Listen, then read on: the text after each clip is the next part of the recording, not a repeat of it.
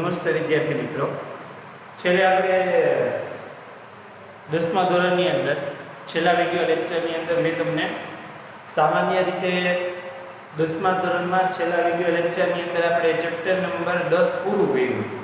એમાં દાખલાઓ હતા,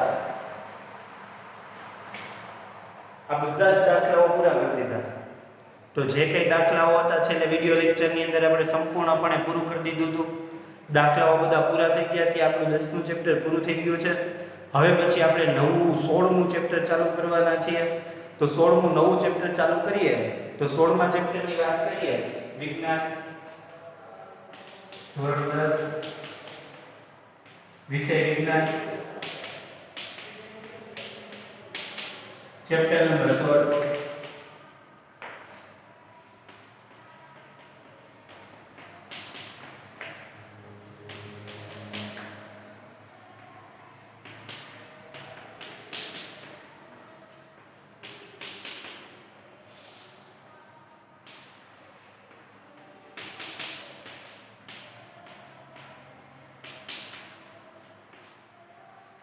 તો 16મું ચેપ્ટર આમ તો બાયોલોજિકલ ચેપ્ટર છે, પર્યાવરણને રિલેટેડ ચેપ્ટર છે. આમ તમે જોવા જાઓ તો એ સમાજની અંદર આવે, તો સમાજની અંદર આવતું ચેપ્ટર છે. આપણું ચેપ્ટર છે જ નહીં, છતાં આપણે આને સમજવાનો પ્રયત્ન કરીએ આ ચેપ્ટરને.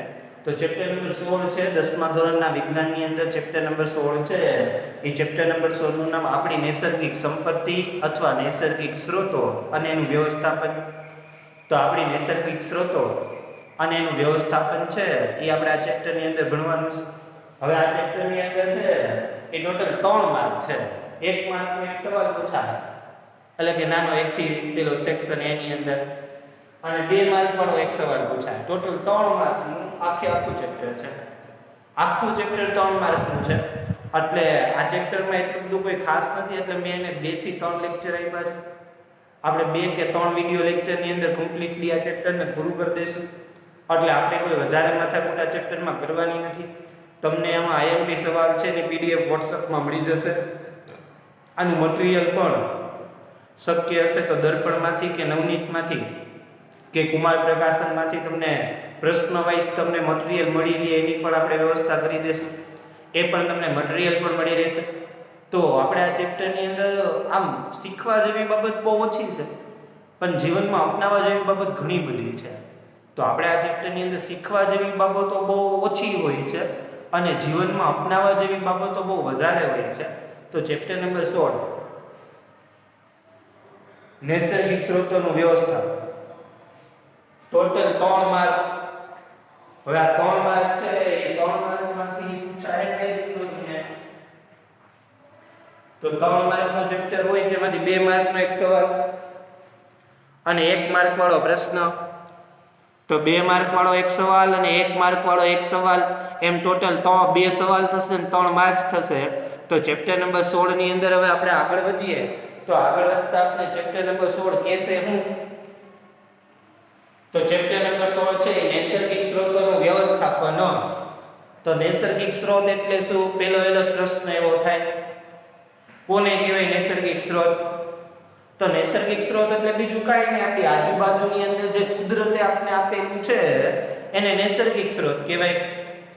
હવે કુદરતે તો આપણે ઘણું બધું આપેલું છે, નદી, તળાવ, એ સિવાય જંગલો, જુદી જુદી વનસ્પતિઓ, આવું તો લોટ ઓફ વસ્તુ આપણે આપેલી છે. આ બધી વસ્તુને નૈસર્ગિક સ્ત્રોતો કહેવાય. તો પહેલો જ આપણે એવો પોઈન્ટ આની અંદર લખી શકીએ કે નૈસર્ગિક સ્ત્રોતો, નૈસર્ગિક સ્ત્રોતો ના ઉદાહરણ. તો પહેલો જ પોઈન્ટ એવો લખી શકાય કે નૈસર્ગિક સ્ત્રોતોના ઉદાહરણ આપો. તો આપણે આપી દેવાના આજુબાજુની જે કોઈ વસ્તુઓ છે એને નૈસર્ગિક સ્ત્રોત કહેવાય. પછી એ સજીવ સ્વરૂપે હોય કે નિર્જીવ સ્વરૂપે હોય. સજીવ સ્વરૂપે હોય તો પણ ચાલે, નિર્જીવ સ્વરૂપે હોય તો પણ ચાલે. સજીવ અથવા નિર્જીવ ગમે તે સ્વરૂપે હોય તો ચાલે. આને નૈસર્ગિક સ્ત્રોતો તરીકે ઓળખવામાં આવે. હવે આ નૈસર્ગિક સ્ત્રોતો તો ઘણા બધા હોય. તો આ નૈસર્ગિક સ્ત્રોતોનું આપણે એક ઉદાહરણ લઈએ જેના દ્વારા ચેપ્ટરને સમજવાનો પ્રયત્ન કરીએ. તો નૈસર્ગિક સ્ત્રોતોમાં આપણે હમણાં જ વાત કરી કે નદી, તળાવ, કોઈ પણ વસ્તુ આવી શકે. તો આપણે એક નદીની વાત કરીએ જે ધાર્મિક મહત્વ ધરાવે છે. એ નદીનું નામ છે ગંગા નદી. હવે ગંગા નદી છે એ પોતાનું ધાર્મિક મહત્વ ઘણું બધું ધરાવે છે ભારતની અંદર.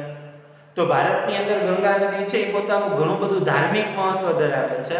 આ ગંગા નદી છે ને એ પ્રદૂષિત થઈ. આ ગંગા નદી એટલી હદે પ્રદૂષિત થઈ કે ગંગા નદી છે એ ગંગા નદીને સાફ કરવા માટેની જુદી જુદી યોજનાઓ ચાલુ થઈ. બરાબર, એમાં ગંગા નદીની સફાઈ યોજના ચાલુ થઈ. ગંગા નદી છે એની સફાઈ યોજના ચાલુ થઈ કે જેમાં આ નદીનું નામ આપ્યું ગંગા સફાઈ યોજના.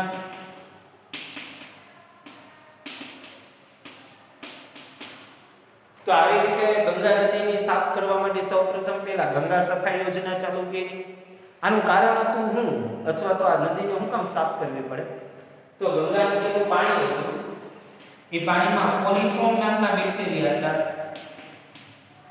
આ કોલિફોર્મ નામના બેક્ટેરિયા છે તો કોલિફોર્મ નામના બેક્ટેરિયા માનવના આંતરડામાં જોવા મળ્યા હતા.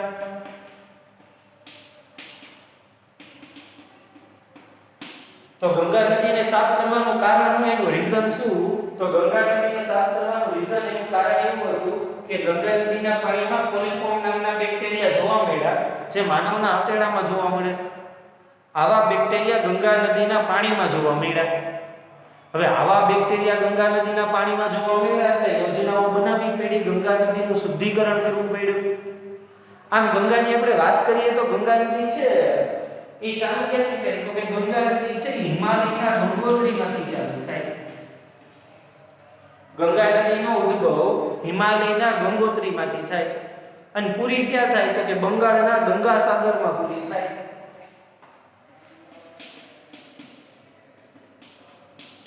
ટોટલ આની લેન્થ 2500 કિલોમીટરની છે.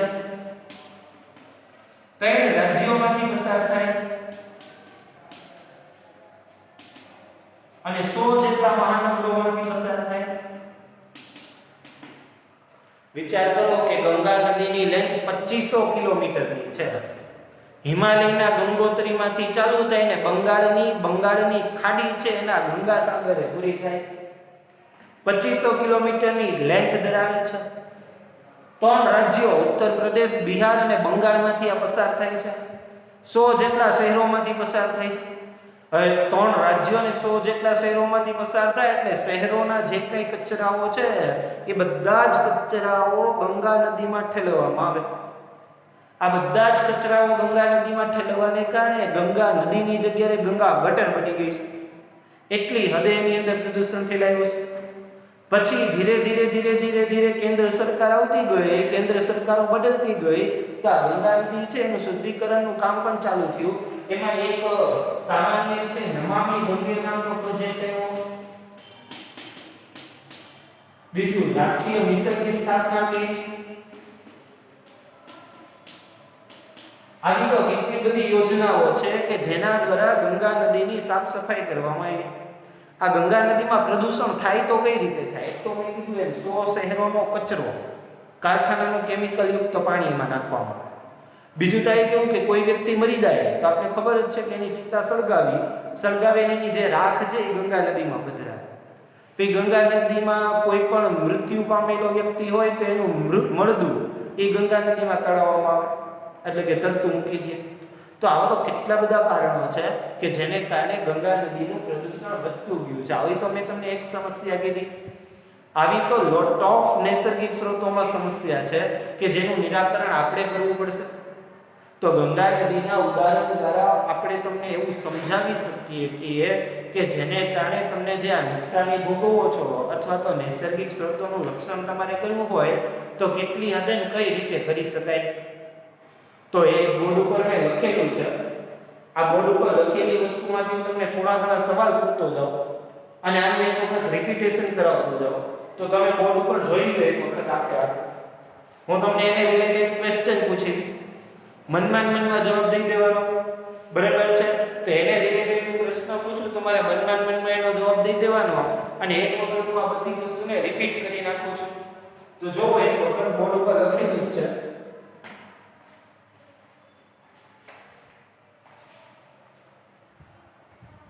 જો હું આખું બધું એક વખત ફરીથી બોલી દઉં.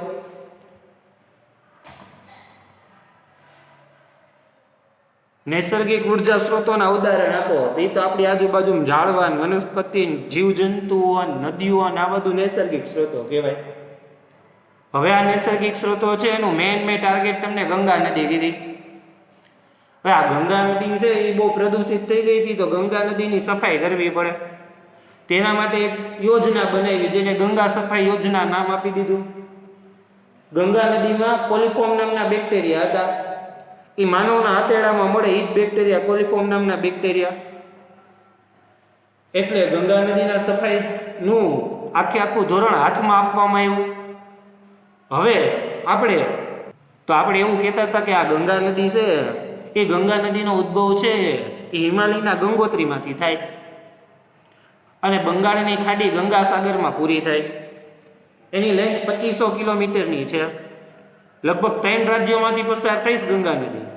એ 3 રાજ્યો ક્યાં મેં તમને કીધા? ઉત્તર પ્રદેશ, બિહાર અને પશ્ચિમ બંગાળ. 100 જેટલા મહાનગરોમાંથી પસાર થાય. હવે 3 રાજ્ય અને 100 જેટલા મહાનગરોમાંથી પસાર થાય એટલે કેટલો કચરો એની અંદર ભેગો થાય. પ્લસ આપણે ગંગા નદીની ધાર્મિક માન્યતા અનુસાર આપણે શું કરીએ, એની અંદર પસ્તી પધરાવીએ ને ફૂલ પધરાવીએ ને કોઈ માણસ મૃત્યુ પામ્યો હોય તો એના બદલામાં ગંગા નદીના પાણીમાં નાય ને એવું ઘણું બધું કરીએ. તો આવી કેટલીક માનવીય પ્રવૃત્તિને કારણે ગંગા નદી ગટર સમાન બની ગઈ છે. 2014ની અંદર નમામિ ગંગે નામનો પ્રોજેક્ટ આપ્યો કેન્દ્ર સરકારે કે જેના હસ્તગત આ નદીની સાફ સફાઈ કરવામાં આવે. અને એ પછી 2016માં રાષ્ટ્રીય મિશનની સ્થાપના કરવામાં આવી, જેમાં આવી ધાર્મિક મહત્વ અને બહુ મોટી નદીઓ હોય એનું શુદ્ધિકરણ કરવાનું. તો હવે આ તો એક આપણે ખાલી નદીઓની વાત કરી હતી. તો નદીઓ સિવાય કેટલી બધી વસ્તુ એવી હોય કે જે નૈસર્ગિક સંપત્તિમાં આવે. એટલું જ નહીં, નૈસર્ગિક સંપત્તિમાં આવે એટલું જ નહીં, પણ એનું આપણે સામાન્ય રીતે શુદ્ધિકરણ કે પછી આપણે એનું આખું શુદ્ધિકરણ અથવા તો આપણે સ્ત્રોતોનું રક્ષણ કરવું પડે.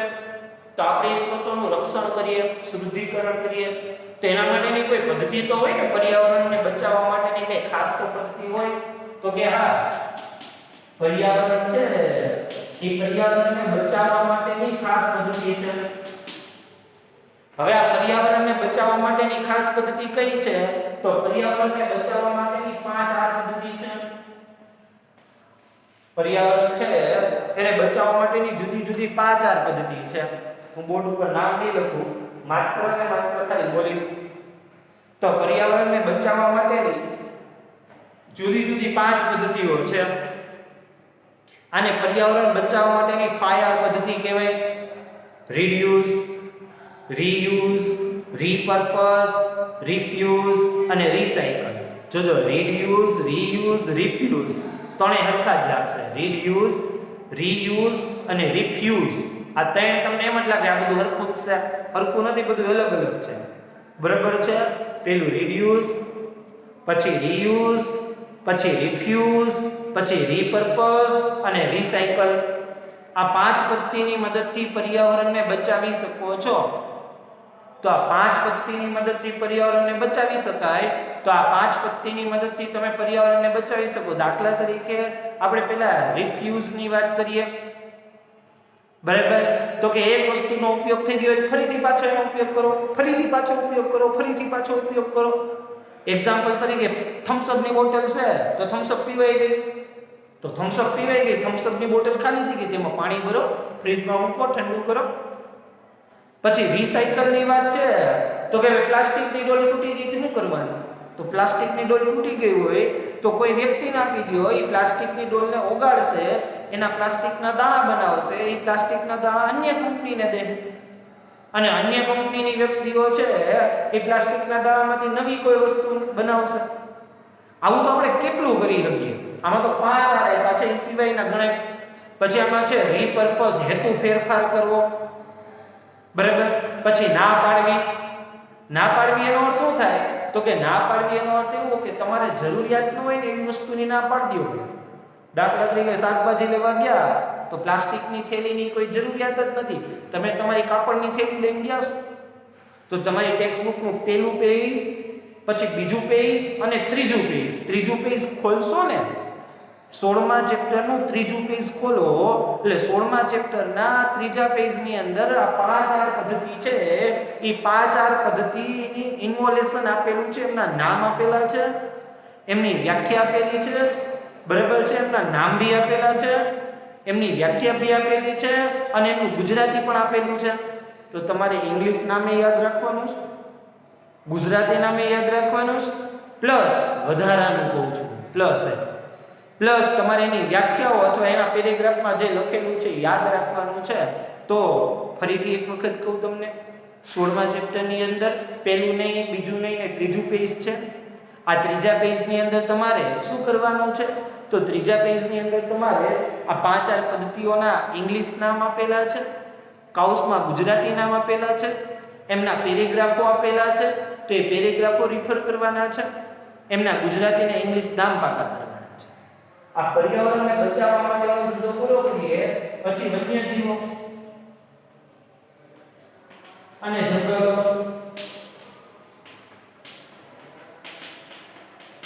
હવે આમાં તો લોટ ઓફ લખી, હવે જંગલો અને વન્યજીવોમાં જે દેશ પાસે જંગલો ખૂબ વધારે ને એ દેશ આમ પૈસા વાળો કહેવાય, બરાબર છે. આપણે આપણા જે લગભગ પૃથ્વી ઉપર એમેઝોનનું જંગલ બહુ આમ વધારે વિકસિત કહેવાય. એમેઝોનમાં તો એવા જંગલ છે કે સૂર્યના કિરણો નીચે જમીનમાં નથી પડતા. ભારતમાં બી જંગલ છે. આપણે ગુજરાતમાં અત્યારે અમરેલીમાં જો ગીરનું જંગલ, ઘણા બધા જંગલ હોય. તો જંગલ હોય એનો મતલબ એવું ન હોય કે ત્યાં ખાલી ઝાડવાઓ જ હોય.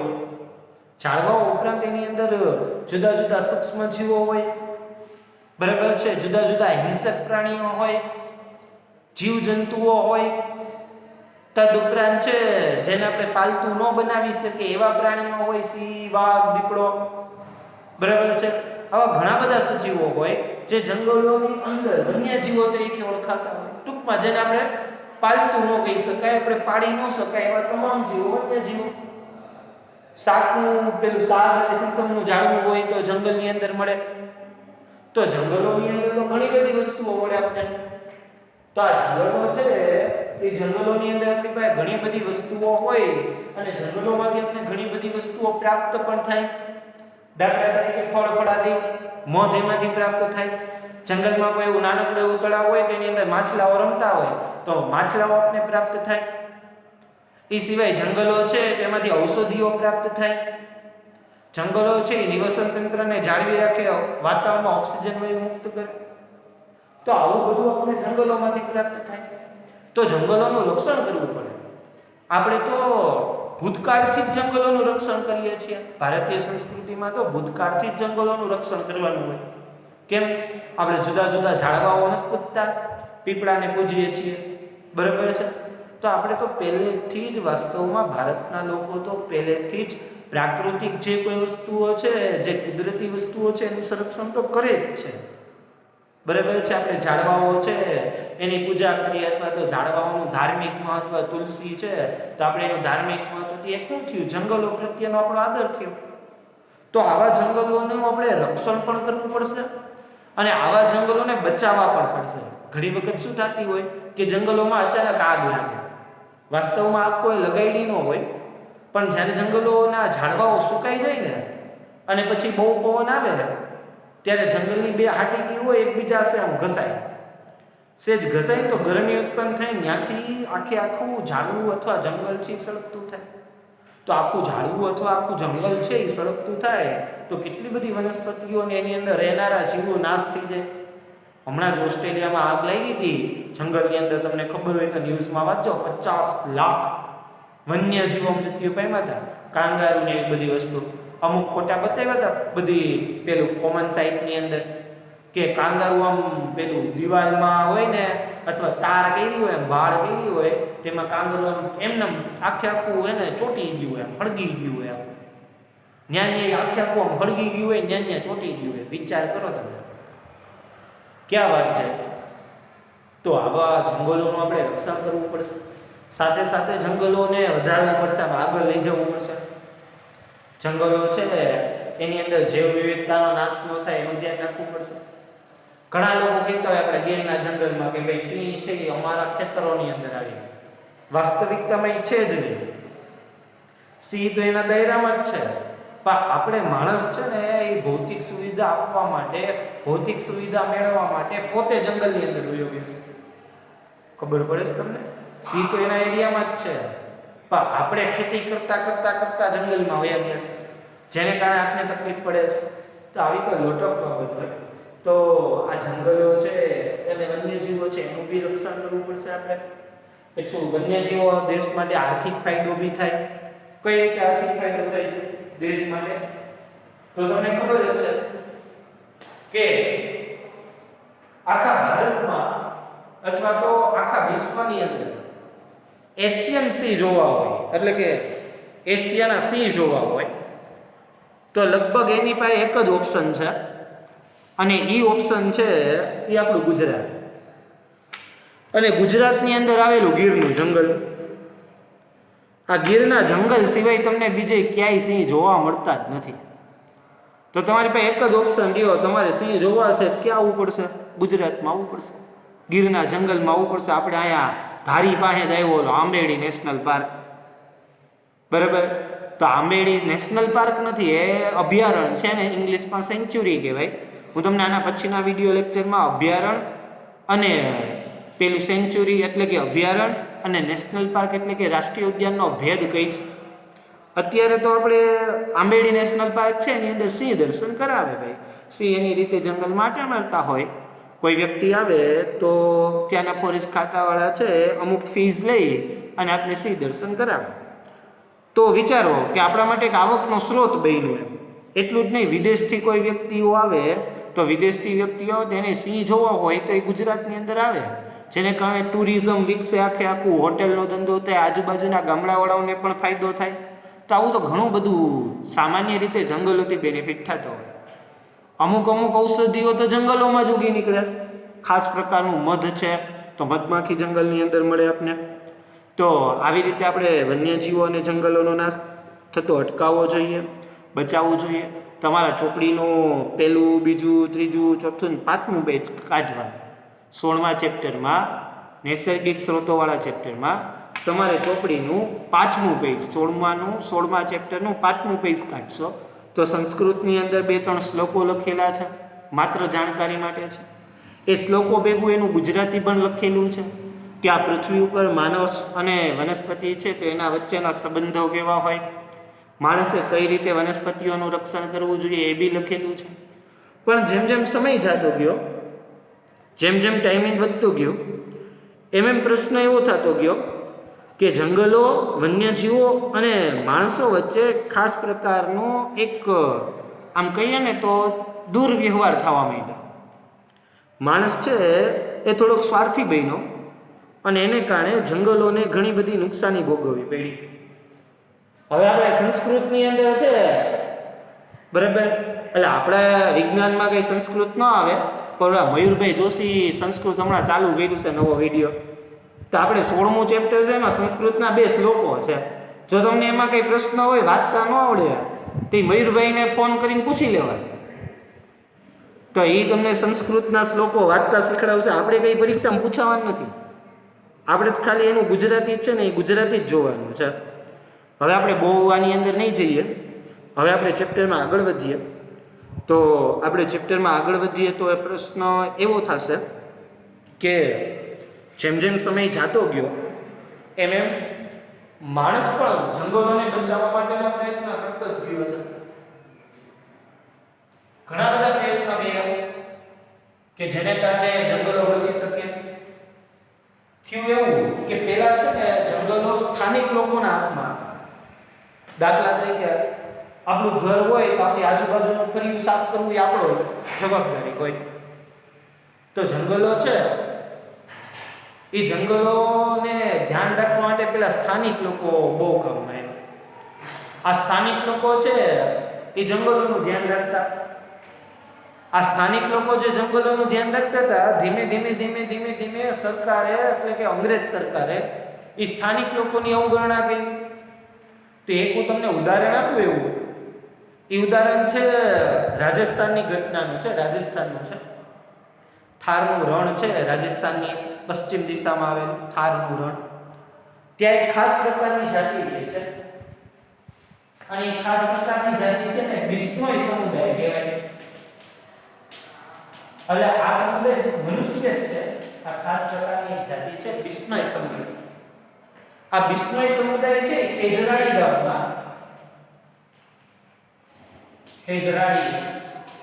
ગામમાં ખેજરી વૃક્ષોના રક્ષણ માટે કાર્ય કરે. તો ખેજરાડી ગામમાં ખેજરી વૃક્ષોના રક્ષણ માટે આ બિશ્નોઈ સમુદાય છે. એ બિશ્નોઈ સમુદાયના લોકો છે એ જંગલોનું રક્ષણ કરે. એ લોકો ધાર્મિક મહત્વ સમજે. ધાર્મિક એવી રીતે જંગલોને બચાવવા જોઈએ એવું બધું એને ધાર્મિક મહત્વ. તો સામાન્ય રીતે આ ખેજરાડીનું ખેજરી વૃક્ષ, તો એના રક્ષણ માટે અમૃતા દેવી નામની વ્યક્તિ આવે છે. આ અમૃતા દેવી નામની વ્યક્તિ છે એ આ વૃક્ષોના રક્ષણ માટે પોતાનું બલિદાન આપી દે છે. આ અમૃતા દેવી જે વૃક્ષોના રક્ષણ માટે પોતાનું બલિદાન આપી દે એટલું જ નહીં, પણ અમૃતા દેવી ભેગા બીજા 363 વ્યક્તિઓ હોય. આ 363 વ્યક્તિઓ પણ પોતાનો જીવનું બલિદાન આપી દે છે.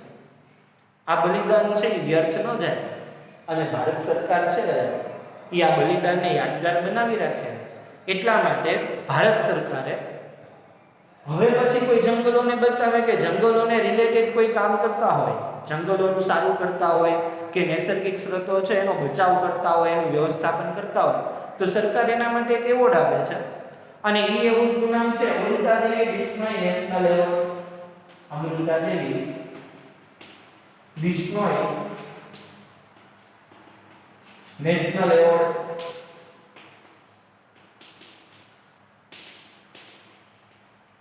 તો અમૃતા દેવી બિશ્નોઈ નેશનલ એવોર્ડની સરકારે ઘોષણા કરેલી છે.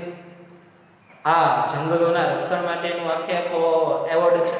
જંગલોનું કોઈ રક્ષણ કરતું હોય તો મેં તમને કીધું એમ જંગલોના રક્ષણ માટે ઘણા બધા સંસ્થાઓ હોય, ઘણા બધા વ્યક્તિઓ હોય કે જેને જંગલોનું રક્ષણ કરવું હોય અથવા રક્ષણ કરતા હોય.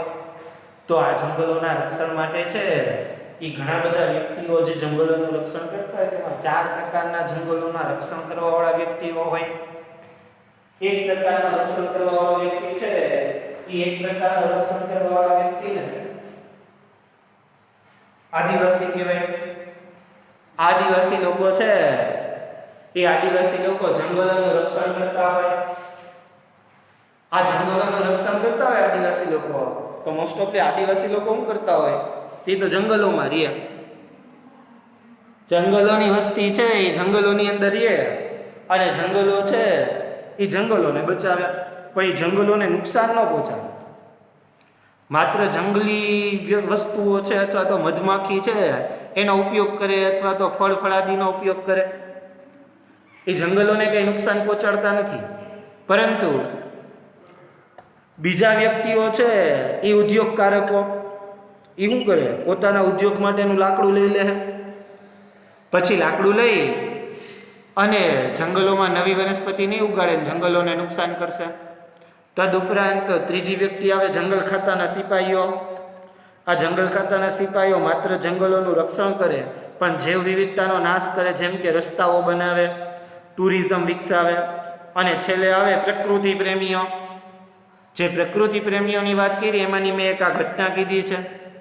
હજી એક બીજી ઘટના આવશે. એ બીજી ઘટનાનું નામ છે ચિપકો આંદોલન. તો ચિપકો આંદોલન છે એના પછીની સ્ટેપ છે, એના પછીના સ્ટેપમાં હું સમજાવીશ. તો જંગલોને રક્ષણ કરવા માટેની જુદી જુદી 4 વ્યક્તિઓ છે.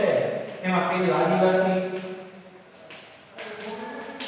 એના પછી બીજું સ્ટેપ ઉપર આવે જંગલ ખાતાના સિપાહીઓ, એના પછી ત્રીજા સ્ટેપ ઉપર આવે ઉદ્યોગકારકો, અને ચોથા સ્ટેપ ઉપર આવે પ્રકૃતિ પ્રેમીઓ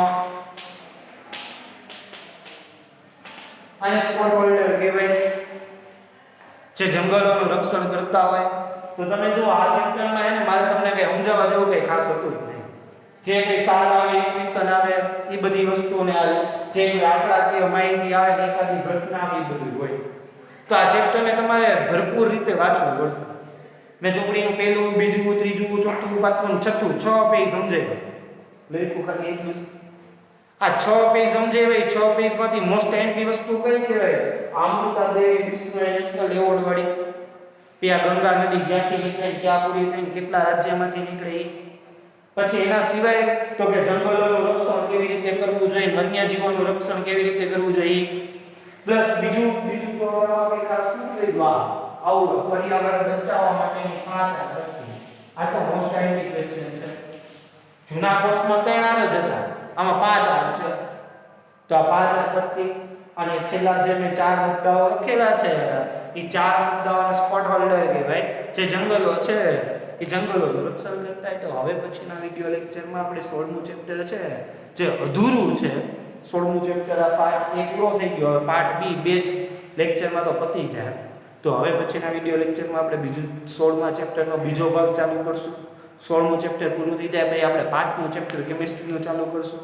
5મું ચેપ્ટર પૂરું કરશું એટલે લગભગ વિજ્ઞાનની અંદર 8 ચેપ્ટર પૂરા થઈ જાય. વિજ્ઞાનમાં 16 ચેપ્ટર છે, એમાંથી 8 તો પૂરા થઈ જાય. રેડી? તો હવે પછીના વિડિયો લેક્ચરની અંદર આપણે નવું ચેપ્ટર નહીં પણ આ ચેપ્ટરને આગળ વધારશું. નમસ્તે વિદ્યાર્થી.